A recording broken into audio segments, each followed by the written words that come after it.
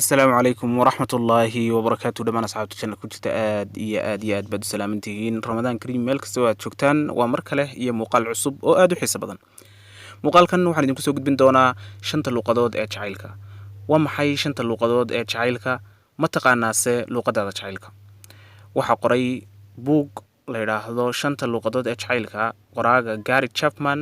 waxaanu soo baxay sanadkii 1992kii ilaa 20 milyan oo nusqadood baa laga turjumay buuga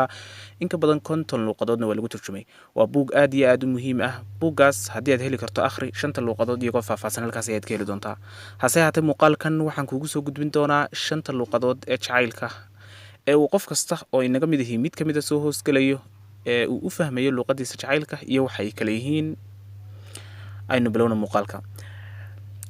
qof kasta oo inaga mid ah wuxuu leeyahay hab ama luqad uu jacaylka ku fahmo taas oo marka lagu la hadlo uu dareemayo in la fahamsan yahay ama la jecel yahay haddaba waxaa jira shan luqadood oo jacayl ah kuwaas oo qof kasta oo inaga mid ah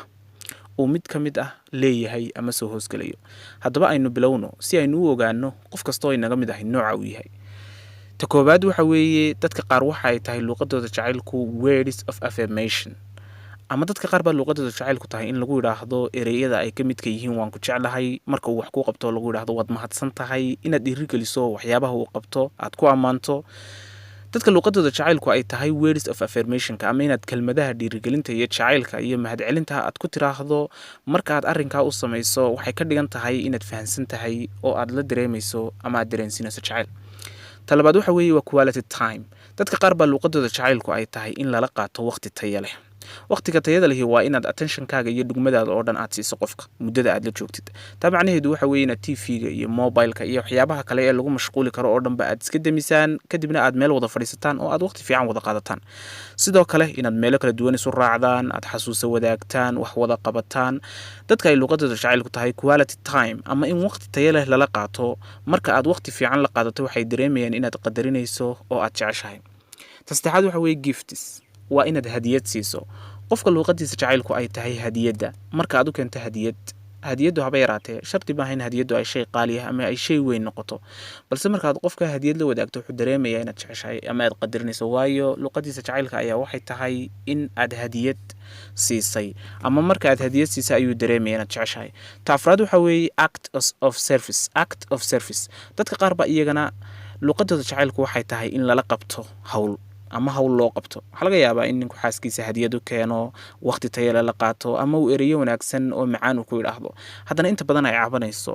laakiin marka uu hawl u qabto ama hawl la qabto haba yaraato xashiishka uu ka qaado weelka uu la xalo alaab guriga ka maqan oo soo qaado marka uu hawl la qabto waxay dareemaysaa inuu jecel yahay oo uu qadarinayo luqadda shanaad ee ay dadka qaar ku fahmaan ama luqadooda jacaylku iyaduna waxa weeye waxa loo yaqaan physical touch waa taabashada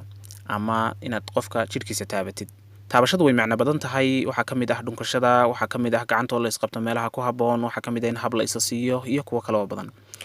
dadka ay luqadooda jacaylku tahay inaad taabato marka aad u samayso arrinkaasi waxay dareemayaan inaad jeceshahay oo aad qadarinayso waxa laga yaabaa inaad isweydiinayso ama uu qofkuba isweydiinayo sideen ku ogaan karaa luqadeeda jacaylka ama talamaanahayga ama ta saaxiibkay waxaad ku ogaan kartaa inaad booqato webka www.5lovelanguages kadibna aad halkaa test ku gashid su'aalaha qaar buu ku weydiinayaa kadib halkaasaad ka tixraaci karaysaa oo aad ku ogaan karaysaa sidoo kale waxaad ku ogaan karaysaa inaad u fiirsato waxyaabaha aad inta badan ku dhibsato qofka aad jeceshahay lamaanahaaga ama saaxiibka iyo sidoo kale waxyaabaha aad ka dalbato inuu kuu sameeyo aad iyo aad baad u mahadsantihiin muuqaalka maanta intaas ku eegyahay